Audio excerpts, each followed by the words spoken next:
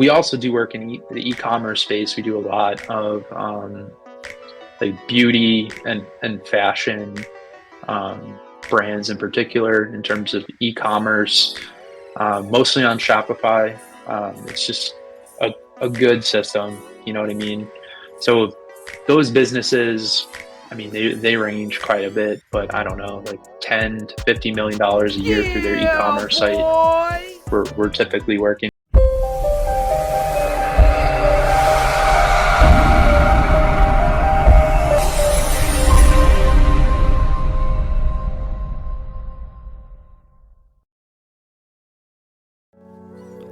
This episode is brought to you by the best AI software online called Goody.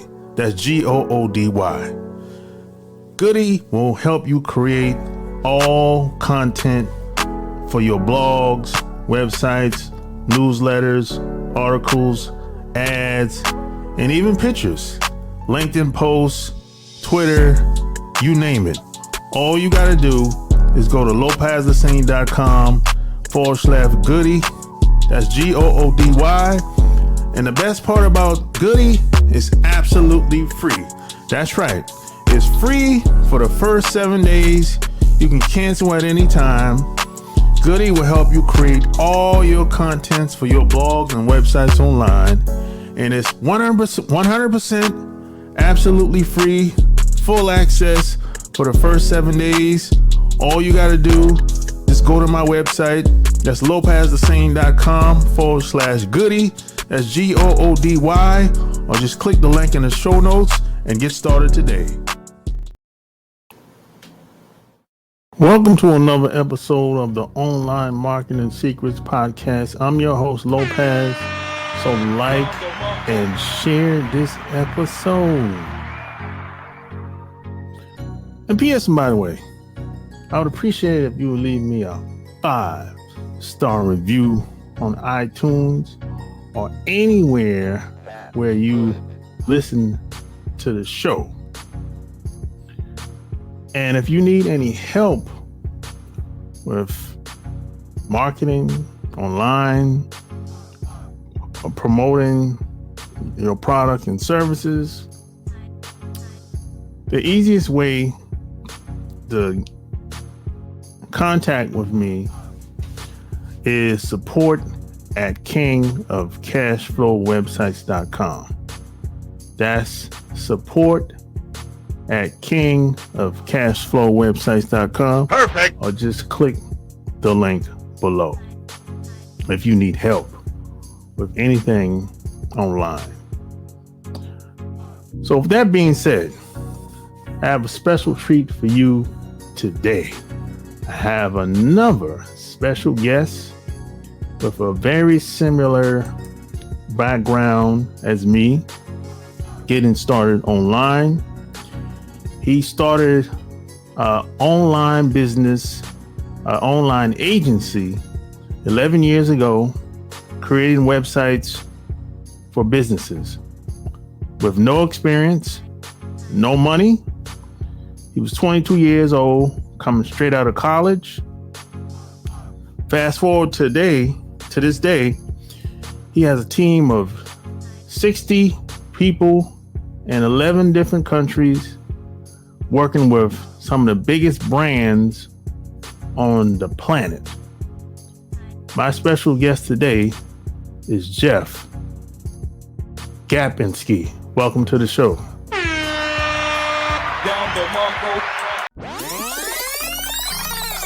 So once again, thanks for coming on. So where are you from? So I'm originally from New York. Grew up on Long Island. So, Long Island medium. Those are the people that I grew up around. Currently I live in Pittsburgh. I've been here for 7 years. Really like the city. Kind of enjoy the fact that it's a smaller city that I'm living in now. And I don't know, man, like it's a fun city. There's a lot of sports culture here, which I can appreciate. I'm always going to be a New York Giants fan at heart, but I've adopted the Steelers as my number 2 team. Not that either one of them have done very well this year, but yeah, currently in Pittsburgh, been here for a minute and I like it. Yeah, Pittsburgh is I've been around there a little bit. Pittsburgh is kind of a techie town now. I think that they're trying to make it the next you know, like next kind of like the next the next Next. Silicon Valley type town, if I'm not mistaken. So yeah, I'm familiar with it, you know. So how'd you get into building websites for people? Well,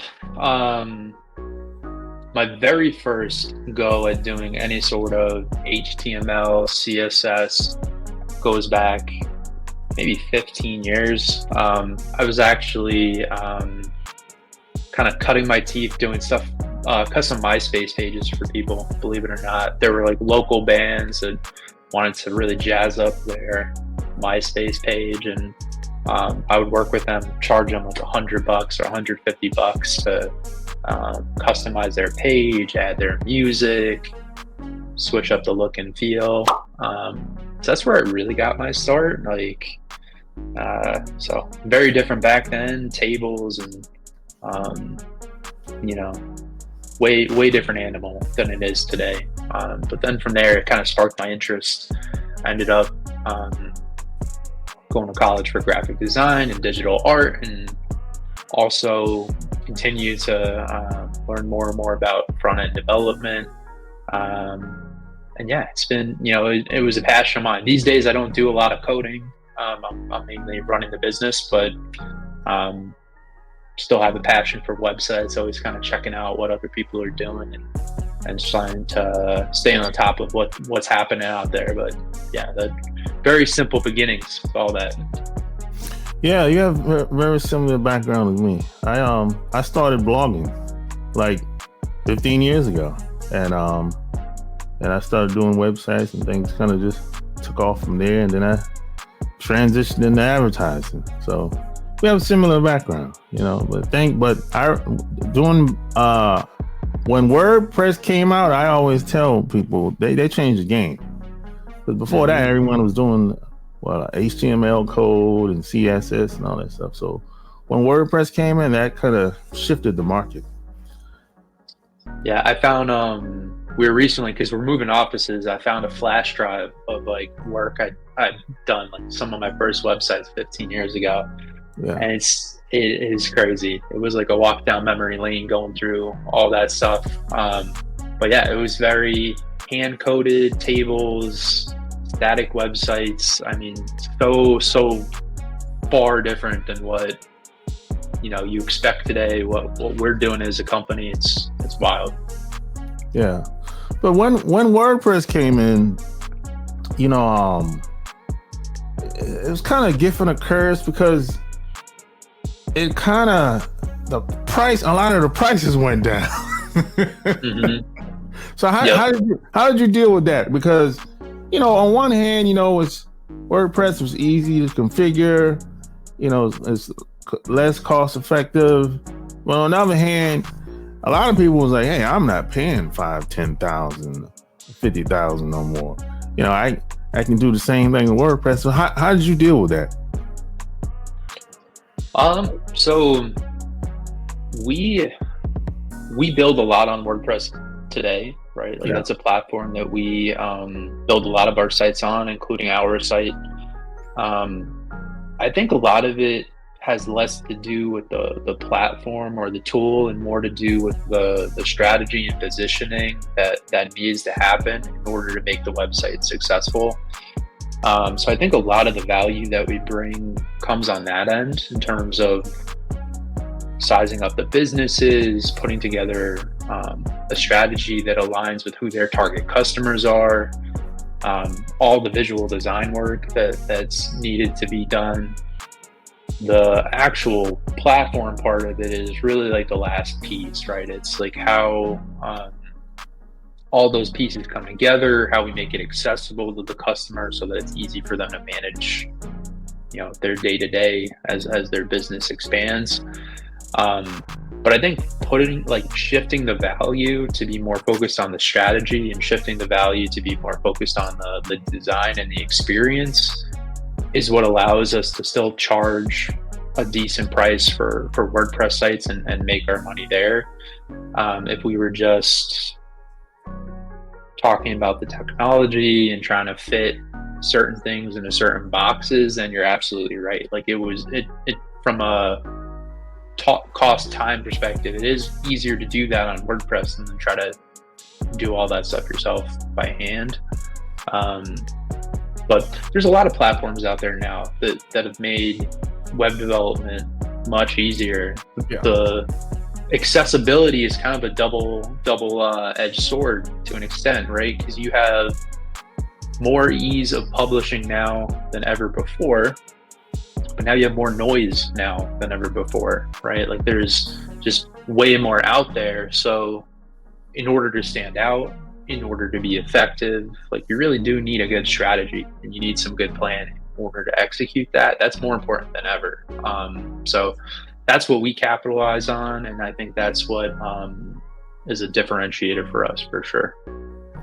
Yeah, no doubt about it, man. So how'd you know that? I should say, what gave you the idea that hey, I'm gonna start a business? I'm gonna take what I know and I'm gonna blow it up. How'd you have the confidence to do that? Because it's not easy. So now the work might be easy. It might be easy to you, but that's only half the battle. So what gave you that confidence to say, I'm gonna blow this thing up, man? I'm gonna scale, like some people like to say. So starting the business, I was young and dumb, man. Like that's the honest answer. Is I was 22 when I started my business, so I didn't have a lot to lose. You know what I mean? Like I didn't have a wife and kids and a mortgage and all these other things that could have potentially gotten in the way of me quitting my day job. I had been freelancing for an extended period of time. Got an opportunity to work with a pretty reputable wholesale business in the New York area.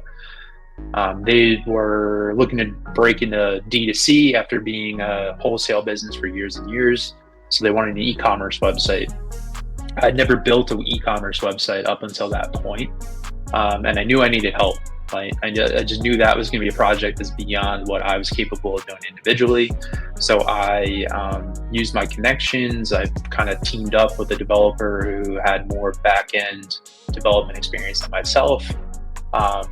And we pulled it off. Like we executed that e-commerce site. They loved it. Before I knew it, they were just giving us more and more work, not just for web, but all their marketing, collateral, everything, right? So I quickly found myself in a position where I was working my day job 40 hours a week as a graphic designer, and then I was working my side hustle as a freelancer 40 hours a week. And I needed help. So I started to reach out to people. My business partner now is actually one of my best friends. We went to college together, went through the same design program. I brought him on board to basically help me execute on all this work that we were getting. Before we knew it, we had 4 or 5 people. We still weren't an agency officially, but we're operating as one. And at some point, there was just this tipping point about 6 months into doing this where we're like, all right, it doesn't make sense for me to keep doing the day job and doing this. Like I'm making more money doing this. And we made the leap. I was 22, made a lot of mistakes over the last 13 years. But I've always kind of had the mindset of when I make a mistake, it's an opportunity for growth, right? Like, how do I, rather than going, oh, woe is me, I'm so sad that this happened. It's like, no, like, why did this happen? How can we move forward from it? How can we get better? And that mentality, I think, has carried me very far with this business. Confidence to grow it, I think, is just doing what we've been doing for an extended period of time and having people around me that are very talented and very smart and, just being confident in the systems and the direction that we have and just continuing to invest in that. Yeah, man, that's great, man. You're in a good place. You were young, you have less responsibility, and I always tell people, hey, the younger the better, because when you're young, you can take those chances or whatever, but when you get married and you have kids, man, you have to plan more, so yeah, you're in a good place at the time, and you made the best of it, and that's a great thing, man. So, what what areas do you focus on today? Because you said at the time you wasn't doing e-commerce. So is there certain fields, certain professions you focus on today? Yeah, I mean, so we predominantly work with mid-sized B2B businesses. I would say it's probably like 70% of the companies that we work with. And these are companies that are making anywhere between like $25 and $150 million a year, give or take. We also do work in the e-commerce space. We do a lot of like beauty and fashion brands in particular in terms of e-commerce, mostly on Shopify. It's just a good system, you know what I mean? So those businesses, I mean, they range quite a bit, but I don't know, like $10 to $50 million a year through their e-commerce site we're typically working with. But we're big enough where we're not necessarily niche specific, right? Like we kind of mainly anchor in the WordPress and Shopify platforms, but we'll work with, any business that is willing to invest in their website, sees it as being something valuable, and sees it as a real opportunity for growth. Those are the clients that we do the best work with. If you just are trying to check off a box because I don't know, like this year on my marketing checklist, new websites on the list, like we're probably not the best fit, because we believe that a website is a really valuable tool that a business can use to blow up their business. You know what I mean? Like it's way easier to go from 2% conversion rate to 3% conversion rate and make a lot more money than it is to double your ad budget. So we try to partner with clients that like understand or are willing to understand that's worth investing in. Yeah. So is there any areas that you wouldn't? And the reason why I asked this because I've met some of the OnlyFans girls. For sure. And I was like, hey, I'll give you some advice, but I don't want to be involved in that. I'm sorry, whatever. So is there any fields that you wouldn't work with as far as websites? Oh yeah, for sure. Any sort of like borderline illicit, right? Like whether it's the pornography space or gambling. We've actually gotten some inquiries from some really large firearm companies that we've turned down. We don't do any sort of government or political campaign work. I've been approached for that. I'm just not interested. And then no offense if there's any lawyers, dentists listening, but no lawyers and dentists either. They just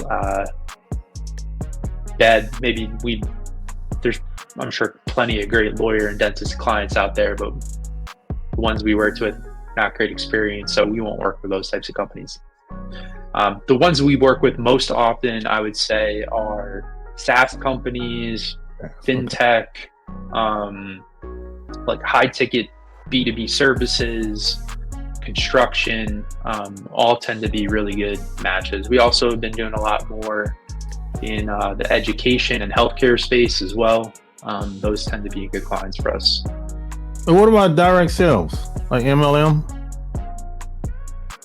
Nah, not for us. Okay. I think it also has to do with where our expertise lies. You know what I mean? Like those more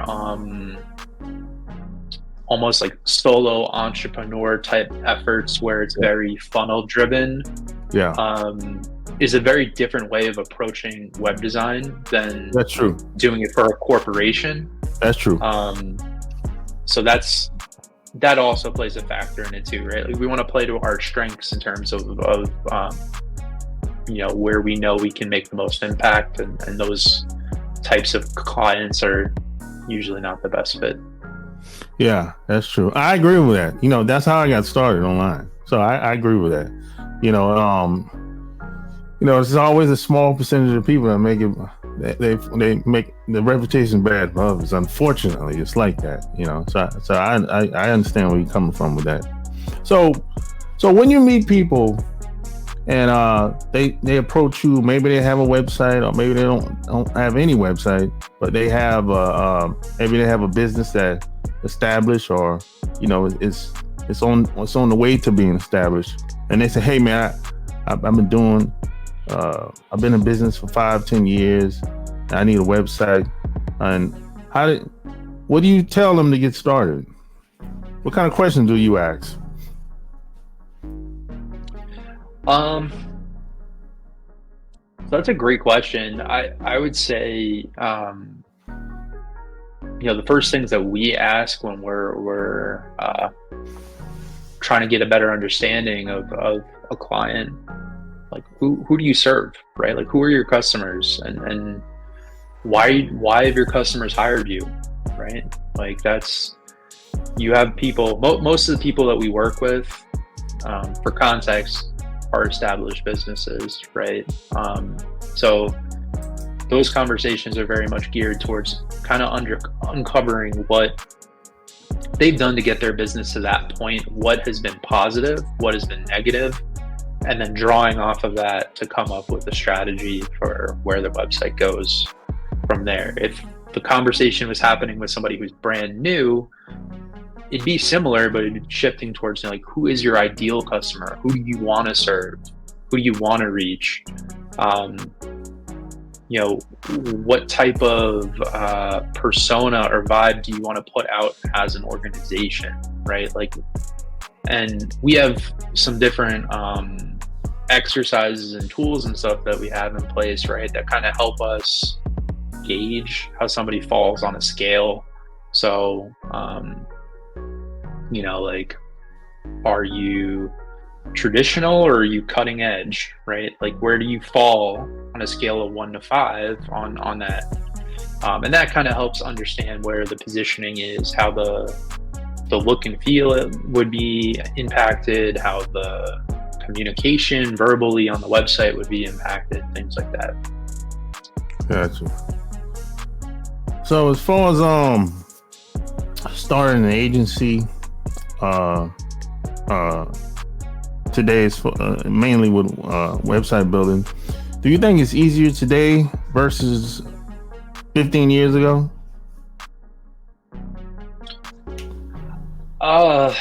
Man, that's a loaded question. Yeah. I think it's easier to start. I think it's harder to be successful. Okay. Yeah. I think it's very easy to start an agency in 2024, right? Like, you can go start one in a day. I think it is very difficult to break through the noise of a lot of other people who are getting started and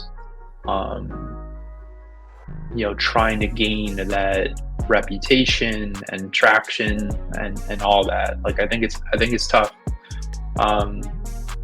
And my suggestion, because I get asked this a lot, like, my suggestion for anyone who's trying to get into this is to start upstream or the top of the market rather than the bottom of the market. And I understand that's probably scary to people and might be